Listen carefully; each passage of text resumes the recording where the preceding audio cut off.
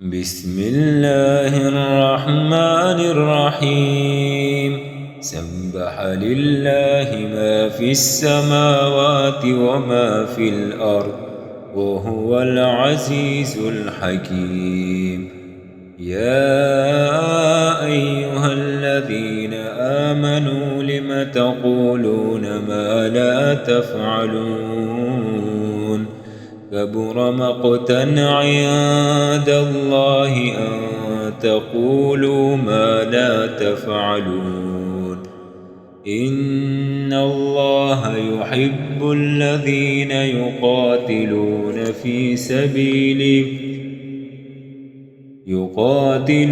في سبيله صفا كأنهم بنيان مرصوص.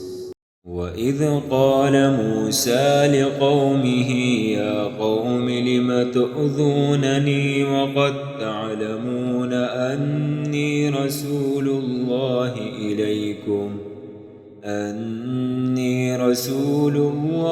إليكم فلما زاغوا أزاغ الله قلوبهم والله لا يهدي القوم الفاسقين. وإذ قال عيسى ابن مريم يا بني إسرائيل إني رسول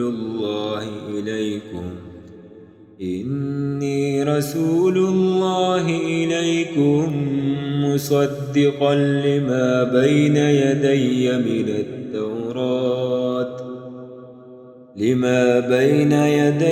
من التوراة ومبشرا برسول يأتي من بعد اسمه أحمد. فلما جاءهم بالبينات قالوا هذا سحر مبين. ومن أظلم ممن افترى على الله الكذب وهو يدعى إلى الإسلام والله لا يهدي القوم الظالمين. يريدون ليطفئوا نور الله بأفواههم والله متم نوره ولو كره الكافرون. هو الذي أرسل رسوله بالهدى ودين الحق ليظهره على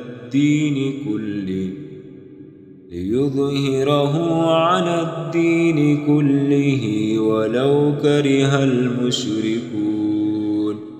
يا أيها الذين آمنوا هل أدلكم على تجارة تنجيكم من عذاب أليم؟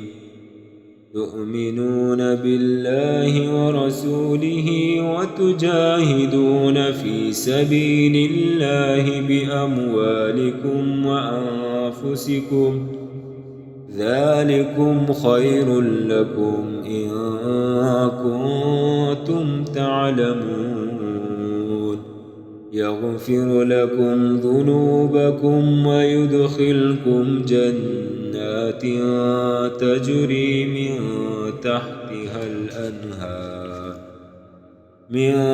تحتها الأنهار ومساكن طيبة في جنات عدن ذلك الفوز العظيم. وأخرى تحبونها نصر من الله وفتح قريب وبشر المؤمنين. يا أيها الذين آمنوا كونوا أنصار الله كما قال عيسى بن مريم للحواريين من أنصاري إلى الله؟ قال الحواريون نحن أنصار الله فآمنت طائفة من